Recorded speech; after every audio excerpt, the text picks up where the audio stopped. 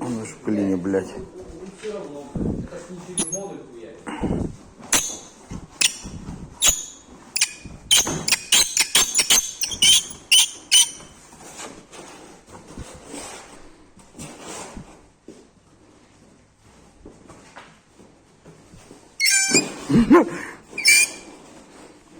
Звук как качеля в Silent Hill.